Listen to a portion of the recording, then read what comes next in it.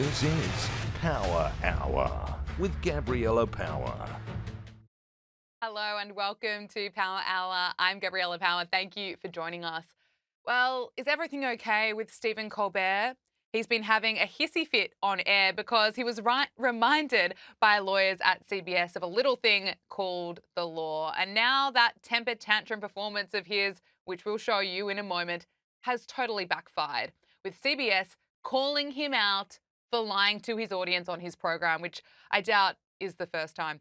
So let's rewind and unpack all of this. Stephen Colbert recorded an interview with Democrat Texas Senate candidate James Tallarico on The Late Show, Colbert's supposedly hilarious program that doesn't have long left at all, only a few months to go because it is losing tens of millions of dollars a year, as well as its audience. So a pretty reasonable business decision there. But these lawyers at CBS gave Colbert options, reminding him that if he wants that interview with James Tallarico to go to air, he'd have to give equal airtime to the other candidates because FCC equal time laws require broadcast networks and radio stations to give equal time to all candidates in an election. The View is right now being investigated over this very issue.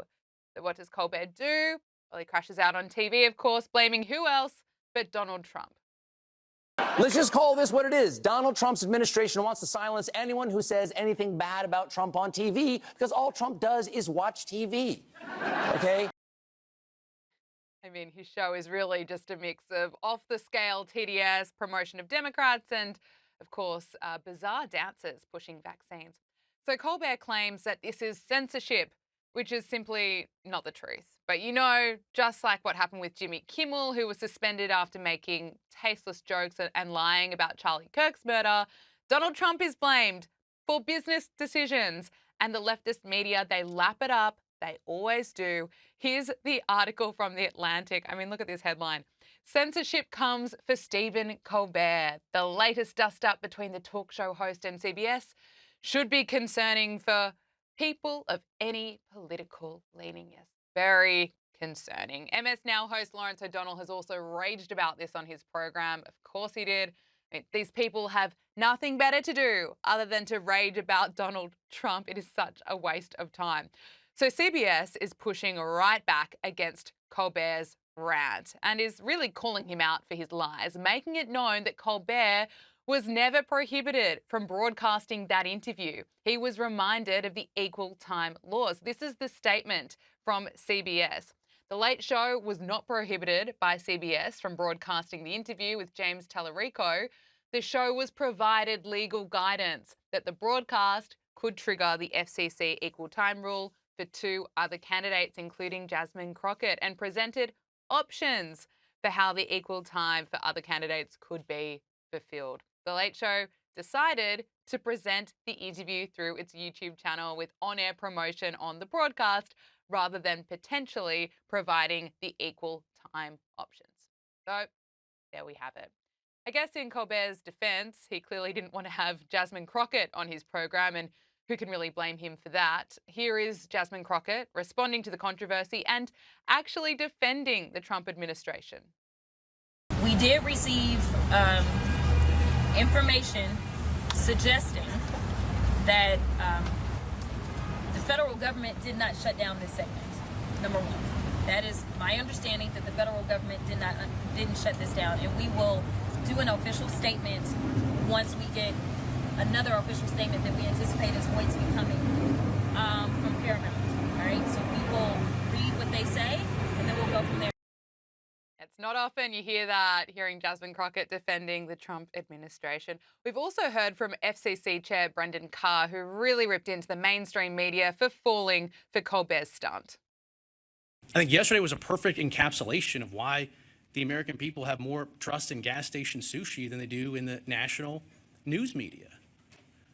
And this was very plainly an effort ginned up to get clicks and to raise money. And you guys ate it up like slop. And when it was pointed out that the facts were completely different than what the fake news media was running with, nobody did like an about face and did a fact correction. They just pivoted and moved away. And again, I think this is why the American people simply don't trust the news media anymore. Joining us now is our panel, John Hinderaker, President of the Center of the American Experiment, and Nick Weinstein, Signal Principal and Pollster. Thank you so much to both of you for joining us. Let's start with Stephen Colbert. He's right now crying censorship. Let's listen to part of what he had to say on his program earlier this week. You know who is not one of my guests tonight? That's Texas State Representative James Tallarico. He was supposed to be here, but we were told in no uncertain terms by our network's lawyers, who called us directly, that we could not have him on the broadcast. Then I was told in some uncertain terms that not only could I not have him on, I could not mention me not having him on. And because my network clearly doesn't want us to talk about this, let's talk about this. Yeah, but CBS has hit back, essentially calling Stephen Colbert out for lying to his audience, making it known that CBS did not block that interview with James Tallarico. They actually reminded Colbert of the FCC equal time law for candidates and that they provided him with options. John, can I get your assessment? What do you make of this performance hissy fit by Colbert? Well, first of all, Gabriella, anything Stephen Colbert says, my default assumption is that the opposite is the truth. So the fact that CBS says, no, that's not true at all, we did no such thing, doesn't surprise me. Colbert has done nothing on his show for years except attack Donald Trump. It's the only thing he wants to do. And he tried to frame this incident into an anti-Trump story. In reality, as you say, the only concern was raised by CBS's lawyers, who said, well, we may have to be concerned about the equal time rule. Maybe you have to have the other candidates on too, which Colbert obviously didn't want to do. Colbert's contract with CBS is expiring or has been terminated. He's going to be off the air soon.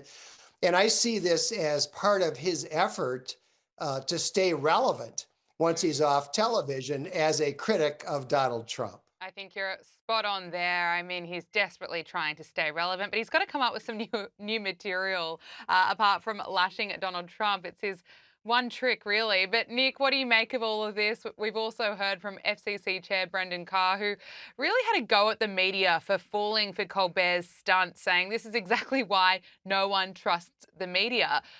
But do you think this controversy might actually help James in the Texas Senate election? Well, certainly he's announced, a major fundraising haul, but let's be clear. I mean, Stephen Colbert hasn't been funny since he was hosting the Colbert Show during the first Obama administration.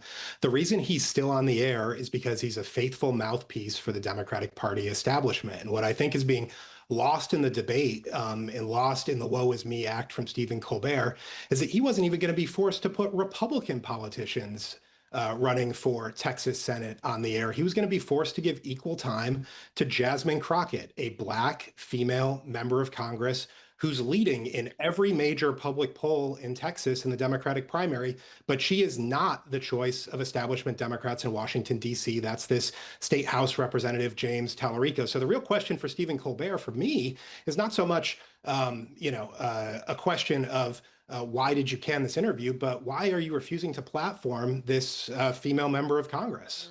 It's a very important question. It's a great point.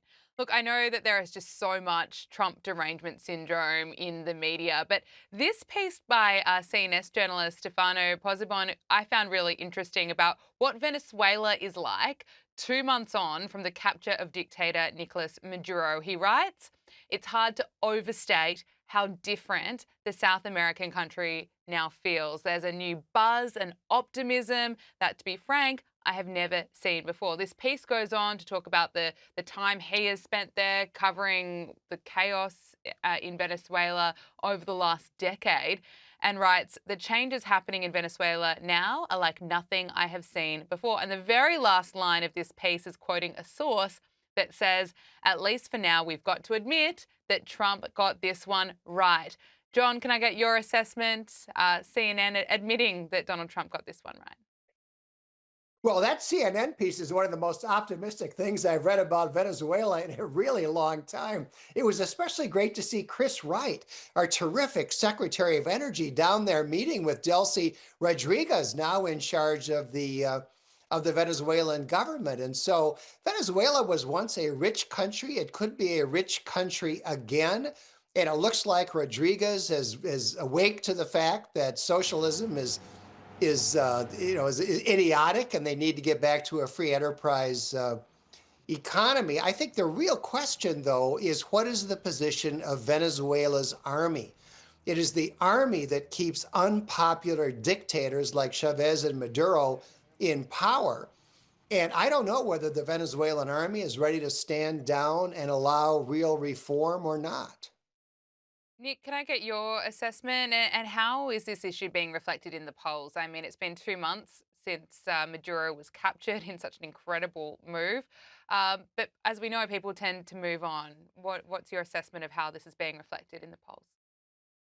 Well, I think it continues to buoy President Trump, and the American people are very satisfied with the way that President Trump's conducted himself on the international stage. And peace through strength is becoming the Trump agenda here. Certainly, when you look at Venezuela, but what I think is potentially even more compelling to the American people, the further that this develops, is we're at a stage right now where the number two to Chavez is admitting that socialist policies don't work, and that we need to go back to these market-based principles. But we have domestic American politicians who are continuing to beat the drum for these socialist policies. And, the more that Venezuelan people embrace these economic reforms and we get Venezuela back to being the prosperous leader in South America that it once was, the more that these American and European politicians who are embracing the anti-imperialist Maduro double talk, despite the abject failure in his leadership, the more that those politicians' agendas are going to be exposed. Looking at some of the Democrat politicians, we saw Alexandria Ocasio-Cortez speaking at the Munich Security Conference, and she had this to say about Venezuela. We look at what happened in Venezuela, for example. It is not a remark on who Maduro was as a leader. He canceled elections. He was an anti-democratic leader. That doesn't mean that we can kidnap a head of state and engage in acts of war just because the nation is below the equator. And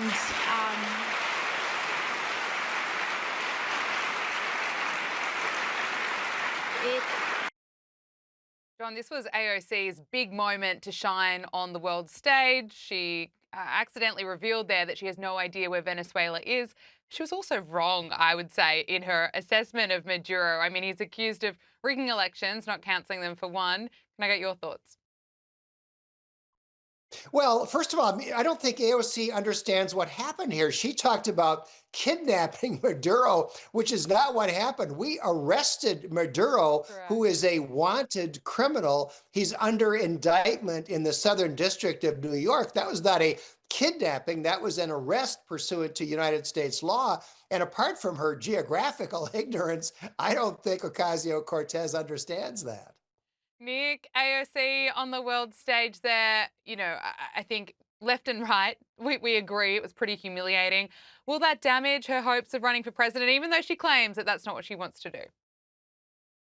Well, I think anyone who's a savvy observer knows that this is what she's teeing up. And the biggest criticism that's going to come for Ocasio-Cortez before we start getting into the nitty-gritty of what she actually stands for, which is itself pretty terrifying, is does she have the requisite knowledge and experience as a backbench member of Congress to represent the United States on the world stage? And this was far from the only blunder from this conference, where she just looked completely out of her depth. And the question that I would be asking if I was someone in the Democratic establishment deciding do we get behind AOC for president, is if this is the product of a year of preparation for her rollout on the world stage, is this someone who is going to be up to the task of running the country? And I'm skeptical. Yeah, I'm skeptical as well. We saw AOC out campaigning for Zoran Mamdani, New York City mayor. He's now called for the state to increase taxes on corporations and the wealthy to help address the city's budget deficit, warning that the alternative option will be for the city to raise property taxes. Listen to this. There are two paths to bridge this gap. The first is the most sustainable and the fairest path. This is the path of ending the drain on our city and raising taxes on the richest New Yorkers and the most profitable corporations. And if we do not go down the first path, the city will be forced down a second, more harmful path. Faced with no other choice, the city would have to exercise the only revenue lever fully within our own control. We would have to raise property taxes. Nick, can I get your assessment of this? I mean, what a message for homeowners. But I want to know, are we still in this Mamdani honeymoon period after the election, or has that really dropped off now? People know what they're getting. No, I mean, I think that there has already been some chinks in the armor. There was a major winter storm on the East Coast, and historically, the NYPD would go out onto the streets of New York City and help get mentally ill homeless folks off the streets. And because of Mamdani's extreme socialist agenda, they were told not to do that. And I think 18 people, as of the last count, died of frostbite in America's most prosperous city. But this has been the problem with the Mamdani campaign from the get-go, is that the math just didn't add up. And, you know, he likes to talk about just raising the taxes on the wealthy, but in New York State, 1.6% of the population is already paying 49% of the taxes. You know, how much more can we ask them to continue to pay and expect them to stick around? It used to be the old adage, as long as Wall Street's in New York City, the financial services industry will have to stay. I hate to break it to folks, the internet's a thing now. Financial services does not need to be in New York City adjacent to Wall Street anymore. And Mamdani seems to be doing everything in his power to push them away. Well, on that point, analysis by New York's top corporate advocacy group shows that New York is losing thousands of jobs to pro-business Texas, and Mamdani's push to raise corporate taxes is certainly only going to accelerate that exodus. This is coming from a report issued by the Partnership for the City of New York. John, no surprises there, really. Can I get your assessment of Mamdani's latest announcement? Well, New York City is losing jobs and business to Texas and also to Florida. New York City does have a budget crisis. Why is that? Because they spend an unbelievable amount of money. The current budget for New York City is $116 billion. Mamdani wants to raise it to $127 billion. $116 billion happens to be exactly the same as the budget for the entire state of Florida, which has almost 3 times as many people as New York City. That level of spending is unsustainable. The taxes are unsustainable, and people are fleeing New York City and New York State, and they're leaving to Texas. They're leaving for Florida. They're leaving for other states that are more business friendly. And everything Mamdani is doing is going to accelerate the decline of New York City. Let's turn to the tensions with Iran now. There's growing speculation that there could be a US strike on Iran within days. Axios is reporting that a Trump advisor indicated that there was a 90% chance of some activity taking place. John, I want to get your analysis on this. Of course, recently Donald Trump said that regime change in Iran seems like that would be the best thing that could happen. What do you make of this? What's your assessment of what's likely going to happen here? Well, the administration has been negotiating with the mullahs over nuclear weapons. I think that is completely pointless. We have been down this path before. All they're going to do is stall for time. I think bombing is likely, but to be honest, Gabriella, it is probably impossible to overthrow a regime like the mullahs simply through bombing if you're not willing to put troops on the ground. And the reason is that they control the Iranian army, and the army is willing to shoot protesters. We've seen that over the last few weeks. And as long as that is true, I don't think there's any amount of bombing that is going to bring about regime change. Also this week, Iran's supreme leader threatened to sink US aircraft carriers that have been sent to the Middle East. He mocked US military strength to his followers, warning that even the world's most powerful force can receive a slap so severe it cannot stay on its feet. Let's listen to it. رئیس جمهور آمریکا که ارتش ما قوی‌ترین ارتش دنیاست. قوی‌ترین ارتش دنیا ممکنه اونچنان گاهی سیلی بخوره که از جا نتوانه بلند شه.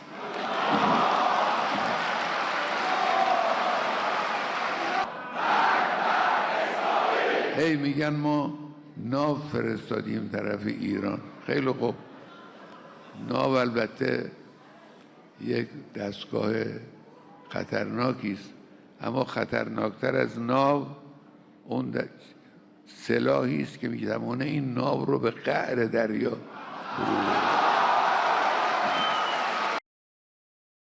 Nick, can I get your analysis on this? We know Donald Trump gets pretty top marks for his foreign policy, but there's a lot of pressure on him with this one at the moment. Yeah, look, I think the last time I was on this program a couple of weeks ago, ahead of some Trump talks with the Iranian regime in Oman, I said that I had a feeling that the Ayatollah in the leadership of the IRGC probably weren't getting a lot of sleep after watching what happened to Nicolas Maduro in Venezuela. And certainly these comments suggest that maybe the Ayatollah is a little bit cranky because they're completely out of touch with reality. The Ayatollah knows, the IRGC know that they're almost powerless to stop the United States from taking military action against the regime. They were completely humiliated by the United States and by Israel last year with the strikes on the nuclear program. And I think the only question that is still outstanding is what's the scope of what the United States is going to try to achieve here? Is eliminating the Ayatollah?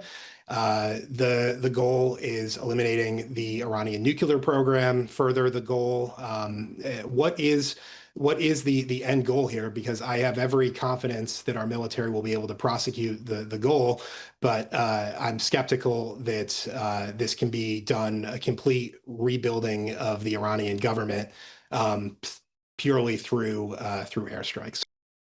Okay, we have to leave it there. Nick Weinstein, Signal Principal and Pollster, and John Hinderaker, President of the Center of the American Experiment. Thank you both so much for joining us.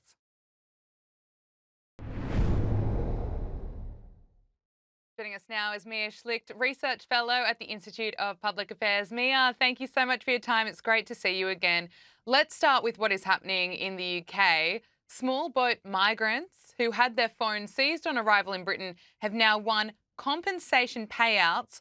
32 asylum seekers have received more than £200,000. So that's more than £6,000 each, according to findings by The Sun. So the High Court ruled that in 2022, the Home Office policy breached human rights laws by taking their phones away. There are another 41 claims that are pending, which could push the bill to close to £500,000, Mia. Reform UK MP Robert Jenrick called it a farce, telling The Sun that this is further proof, as if it were needed, of how rulings made by European judges are working against the British people. I mean, Mia, can I get your reaction? What do you make of all of this? Well, I think that point of view is probably correct, but it also just shows this is a very expensive lesson in just how poorly the migration system operates in the UK. I mean, every single day there is another scandal of small boat arrivals or illegal migrants crossing the border, and that shows no signs of slowing down. And this is just another scandal, the cherry on top of the crisis we're already seeing. And to put those numbers in perspective, yes, we've got that £210,000 figure. There was also a further £700,000 spent by UK taxpayers fighting these claims in the first place. And as you mentioned, that bill is expected to rise to over £480,000. So at the end of this, we are looking at over £1 million being bankrolled by UK taxpayers who are already struggling with the cost of living crisis. So it is no wonder that they are just outraged by the lack of leadership on this issue. And look, now we've got the UK Labour government rolling out some legislation to try and get this issue under control. But for many, it is a matter of too late. And that's why they're also angry at the Tory government, because let's not forget, this is a hangover from some of their very poor policies. And it's why so many are looking to reform. Yeah, it's absolutely extraordinary. Let's talk about reform, because Starmer's U-turn on local elections is being dubbed a victory for reform, according to Nigel Farage. On Monday, the announcement was made that the government was finally abandoning plans to cancel local elections across 30 councils in May. Nigel Farage is claiming this is a victory for Reform UK. Mia, is he right? Is Labor running scared from voters right now? Yeah, look, I think this is absolutely a victory for reform, if nothing else, because it is completely humiliating for Starmer. This is one of the most embarrassing things I've seen. I mean, he basically tried to cancel democracy. It didn't work, and now he's rolling out a whole array of media lines trying to basically throw anybody else under the bus that he can, and none of it is cutting through because, plain and simple, voters see through this. This does not pass the pub test. They saw that their democratic rights were tried to be taken away from them, all because Starmer was trying to save his own back. It's pretty clear that he was facing a wipeout in these elections, and he was trying to stop that from happening, and now they'll go ahead. So I'm quite excited for me to see the result of these. But I also think it's quite astonishing. Imagine if a Trump figure or someone on the right tried to do this. Imagine the outrage from mainstream media outlets. And I have not seen the same outrage from the media as we've seen in voters. And I think that is very, very telling that this isn't being pointed out. It's one of the biggest scandals against our democratic systems. Yeah, no, and sadly, no surprises there that the media is not covering it as well as it should. Nigel Farage is now leading as Britain's most popular party in the polls. This is pretty consistent, showing that Reform UK is in front. Keir Starmer struggles with just 19 months in his job after his landslide win. Nigel Farage has told supporters that he believes the next election could come earlier than 2029, possibly 2027 or even 2026 if the government continues to unravel. Mia, I think it's extraordinary that Keir Starmer is still there, but what do you make of the latest polling? You know, Nigel Farage, that momentum's not going away. Well, yeah, I think Starmer is on life support at the moment. I'm as surprised as you are that he's still hanging on, but I think it is by a thread.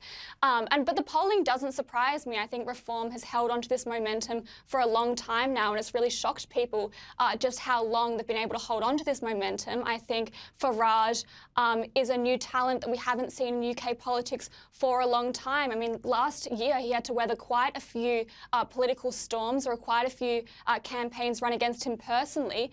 And he kind of weathered those largely unscathed. And I think that was because he has done such a good job at building up his base, making it very, very clear what values he stands for, and then prosecuting those policies.